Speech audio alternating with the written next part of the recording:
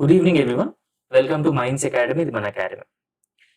మనం ఈరోజు కొన్ని important Andhra Pradesh current affairs topics అనేవి డిస్కస్ చేసుకుందాం. అండ్ దానిలో ఫస్ట్ ఇంపార్టెంట్ టాపిక్ ఏంటంటే, రాష్ట్రంలో ఈ ఇనుప ఖనిజ సంపద విలువ దాదాపుగా 2,40,000 కోట్లు ఉంటుందని చెప్పేసి ఒక అంచనా రావడం జరిగిందనమాట. అయితే ముఖ్యంగా ఆంధ్రప్రదేశ్లో చూసుకుంటే మ్యాగ్నెటైట్ రకం ఈ ఐరన్ ఓర్ అనేది ఎక్కువగా లభిస్తుందన్నమాట ఆంధ్రప్రదేశ్లో పర్టికులర్గా మాట్లాడుకుంటే. రైట్. సో ఇది అత్యధికంగా లో గ్రేడ్ మ్యాగ్నెటైట్ రకం నిల్వలు అనేవి ఆంధ్రప్రదేశ్లో ఎక్కువగా ఉంటాయి అన్నమాట. సో ఇది కూడా ఎగ్జామ్ పాయింట్ ఆఫ్ వ్యూలో చాలా చాలా ఇంపార్టెంట్. సో ఆంధ్రప్రదేశ్లో అత్యధికంగా ఏ రకం ఇనుప ఖనిజ నిల్వలు అనేవి ఉన్నాయి అంటే ఇది లో గ్రేడ్ మ్యాగ్నెటైట్ ఇనుప ఖనిజం ఉందన్నమాట. అయితే 5 రాష్ట్రాల్లో ఈ రకం నిల్వలు ఉన్నాయి మొత్తం దేశంలో.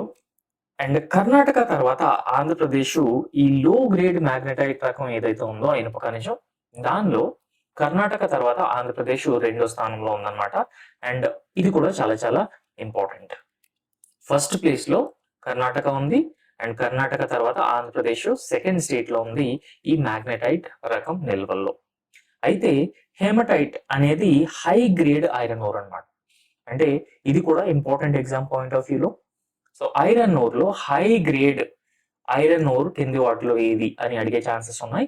ఈ హేమటైట్ అనేది హై గ్రేడ్ రకం ఐరన్ ఓర్ అన్నమాట. అయితే ఆంధ్రప్రదేశ్ లో ఈ హై గ్రేడ్ ఐరన్ ఓర్ ఏదైతే ఉందో అది ఒక మోస్తారుగా, అంటే మరీ ఎక్కువగా కాదు అండ్ మరీ తక్కువగా కాదు, ఒక మోస్తారుగా ఆంధ్రప్రదేశ్ లో ఉన్నాయన్నమాట. అయితే మ్యాగ్నెటైట్ అనేది లో గ్రేడ్ ఐరన్ ఓరు అండ్ హేమటైట్ అనేది హై గ్రేడ్ ఐరన్ ఓర్ అనే విషయాన్ని మనం అర్థం చేసుకోవాలి. అయితే దీనికి సంబంధించి ఈ ఇనుప ఖనిజం తవ్వకాల గురించి ఆంధ్రప్రదేశ్ కు కూడా ఒక లక్ష్యం ఉందన్నమాట. ఆ లక్ష్యం ఏంటంటే 2030 నాటికి, సో 2030 నాటికి దాదాపుగా 10 బ్లాకుల్లో తవ్వకాలు అనేవి ప్రారంభించాలి అని లక్ష్యంగా పెట్టుకోవడం జరిగింది. అండ్ దాంతో పాటు ప్రతి ఏటా కూడా 30 మిలియన్ టన్నులు ఖనిజాన్ని, ఇనుప ఖనిజ అనేది బయటకు తీయాలని చెప్పేసి ఆంధ్రప్రదేశ్ ప్రభుత్వం కూడా లక్ష్యంగా పెట్టుకుందనమాట. రైట్ అండి. బై 2030 నాటికి దాదాపుగా ఈ 10 బ్లాక్స్ లో మ్యాగ్నెటైట్ రకం ఐరన్ ఓర్ ఏదైతే ఉందో వాటిని తవ్వకాలు ప్రారంభించాలని అండ్ ఈ 10 బ్లాకుల్లో దాదాపుగా 30 మిలియన్ టన్స్ ఖనిజాన్ని తీయాలని చెప్పేసి లక్ష్యంగా పెట్టుకోవడం జరిగిందనమాట.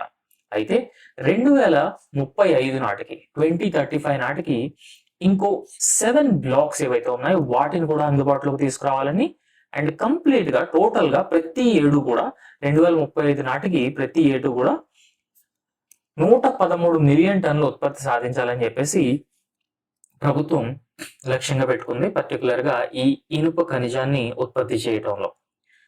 ఇందులో ప్రస్తుతం ఈ మైనింగ్ లీజులు, సో ముఖ్య ఉద్దేశం ఏంటంటే ఆంధ్రప్రదేశ్ లో ఏ ప్రాంతాల్లో ఈ ఇనుప ఖనిజం అనేది దొరుకుతుంది అనే విషయాన్ని కూడా మనం చదువుకోవాల్సిన అవసరం ఉంది. ఇది కూడా ఇంపార్టెంట్ అన్నమాట. సో ఆంధ్రప్రదేశ్ లో ప్రకాశం జిల్లా కొనిజేడు అనే ఒక ప్రదేశంలో దాదాపుగా 66 మిలియన్ టన్నుల నిల్వలు ఉన్నాయన్నమాట. రైట్. సో ఇది కంప్లీట్ గా 1,307 హెక్టార్లలో విస్తరించి ఉంది అండ్ దానిలో 66 మిలియన్ టన్నుల నిల్వలు అనేవి ఉన్నాయన్నమాట. ఈ మ్యాగ్నెటైట్ రకానికి సంబంధించినటువంటి ఇనుప ఖనిజం నిల్వలు. అయితే ఇక్కడ ఈ Andhra Pradesh mineral development corporation and JSW steel ఈ రెండు కలిసి మైనింగ్ చేపట్టడానికి ఈ ప్రకాశం జిల్లా కొనిజేడు దగ్గర వీళ్ళు ఒప్పందం కుదుర్చుకోవడం జరిగిందనమాట. నెక్స్ట్ ఏంటంటే కర్నూలు జిల్లా వెల్దుర్తిలో కూడా ఈ ఇనుప ఖనిజం నిల్వలు అనేవి ఉన్నాయన్నమాట. అండ్ ఈ కర్నూలు జిల్లా వెల్దుర్తిలో 1 మిలియన్ టన్నుల నిల్వలు అనేవి ఉండటం జరిగింది.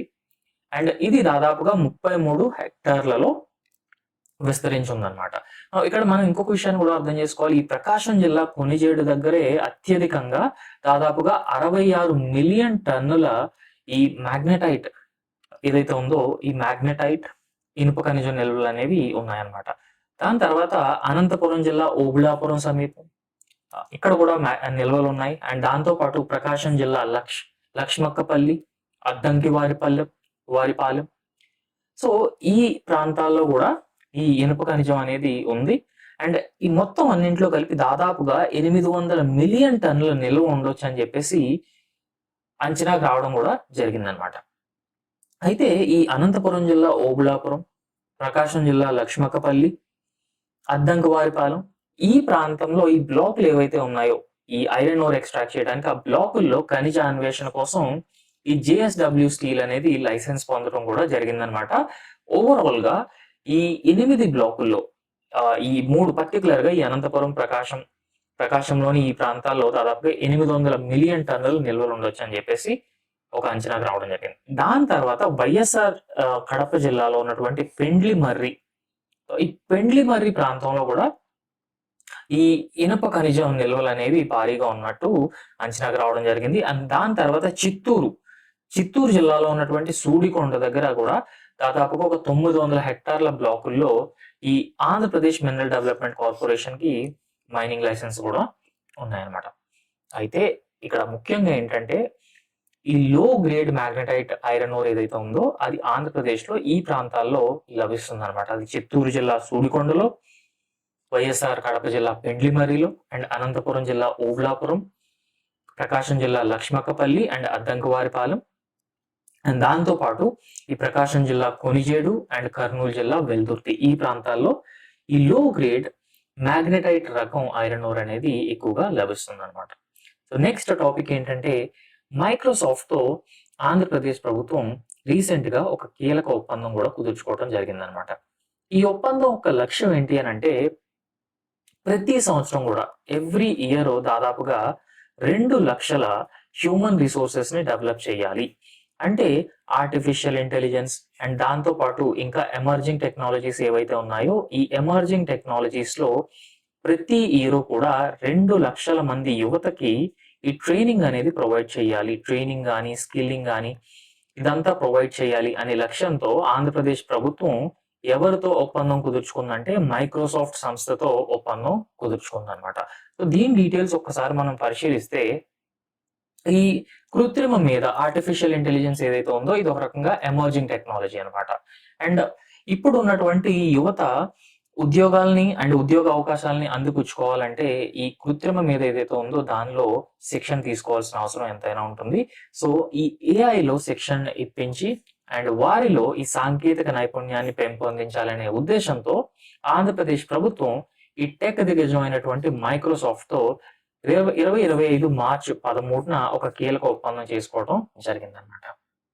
అండ్ ఈ ఒప్పందం ప్రకారం సో వృత్తి విద్య, మాధ్యమిక పాఠశాలల విద్యార్థులు, యువతలో ఆర్టిఫిషియల్ ఇంటెలిజెన్స్ కానీ లేదంటే అధునాతనమైనటువంటి సాంకేతిక నైపుణ్యాలు పెంపొందించడం కానీ ఈ ఎమర్జింగ్ టెక్నాలజీస్ ఏవైతే ఉంటాయో ఇంటర్నెట్ ఆఫ్ థింగ్స్ కానీ రోబోటిక్స్ కానీ సో ఈ ఎమర్జింగ్ టెక్నాలజీస్ ఏవైతే ఉంటాయో ఆ టెక్నాలజీస్ లో యువతకి అవసరమైనటువంటి శిక్షణ, ట్రైనింగ్, స్కిల్లింగ్ ఇట్లాంటివన్నీ ప్రొవైడ్ చేయాలి. అండ్ దాంతో పాటు ఇండస్ట్రీ రిలవెంట్ స్కిల్స్ ఉన్నటువంటి ఈ సిబ్బంది ఎవరైతే ఉంటారో వాళ్ళని అంటే ఎంప్లాయీస్ ని ఇండస్ట్రీ రిలవెంట్ లేబర్ ఫోర్స్ ని తయారు చేయాలి అనే ఉద్దేశంతో ఆంధ్రప్రదేశ్ ప్రభుత్వం ఈ మైక్రోసాఫ్ట్ తో ఈ ఒప్పందం కూడా కుదుర్చుకోవడం జరిగిందనమాట. అయితే ఇప్పుడు ఓవరాల్ గా ఎకనామీ మనం ఒకసారి అబ్జర్వ్ చేస్తే డీటెయిల్డ్ గా ఇండియాలోనే కాదు ప్రపంచంలోనే ఒక రకంగా కొత్త టెక్నాలజీస్ అనేవి ఎమర్జ్ అవ్వడం జరుగుతుంది. అండ్ ఒక ఫియర్ ఏంటంటే ఈ టెక్నాలజీస్ అనేవి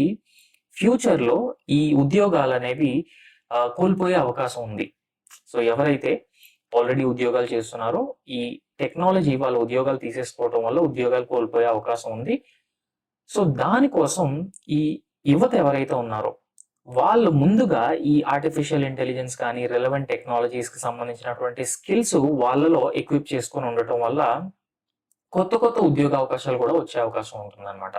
సో దీన్ని ఒక రకంగా మనం స్ట్రక్చరల్ అన్ఎంప్లాయ్మెంట్ అని కూడా పిలుస్తారు అనమాట ఎకనామిక్ టర్మ్స్ లో. Structural unemployment, right? So this is also very important. So structural unemployment అంటే జనరల్ గా టెక్నాలజికల్ చేంజెస్ రావటం వల్ల ఫండమెంటల్ గా ఎకనామిక్ స్ట్రక్చర్ కానీ చేంజ్ అయినప్పుడు దాని వల్ల వచ్చేటువంటి అన్ఎంప్లాయ్మెంట్ ని మనం స్ట్రక్చరల్ అన్ఎంప్లాయ్మెంట్ అని అంటాం అనమాట. ఈ ఎమర్జింగ్ టెక్నాలజీస్ లాంటి వాటిలో ఈ ట్రైనింగ్ కానీ స్కిల్లింగ్ కానీ నాలెడ్జ్ కానీ ఇవి లేకపోవటం వల్ల ఒక రకంగా స్ట్రక్చరల్ అన్ఎంప్లాయ్మెంట్ కి దారి తీసే అవకాశం కూడా ఎక్కువగా ఉంటుంది అనమాట.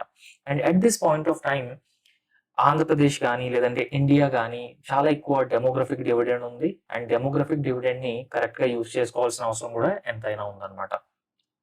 సో ఈ డెమోగ్రఫిక్ డివిడెండ్ ఎక్కువగా ఉన్న టైంలో ఎక్కువ అన్ఎంప్లాయ్మెంట్ని ఓవరాల్గా నేషనల్ లెవెల్లో కానీ స్టేట్ లెవెల్లో కానీ వీ కెనాట్ అఫోర్డ్ ఇట్ అనమాట. సో అందు గురించి ఈ రెలవెంట్ టెక్నాలజీస్, ఎమర్జింగ్ టెక్నాలజీస్ ఏవైతే ఉన్నాయో వాటిలో స్కిల్లింగ్, ట్రైనింగ్ అనేది చాలా చాలా ఇంపార్టెంట్. ఈ ఎంప్లాయ్మెంట్ ఆపర్చునిటీస్ ఏవైతే ఉంటాయో వాటిని అందిపుచ్చుకోవడం కోసం. దట్స్ ఆల్ అండి for today. Thank you so much.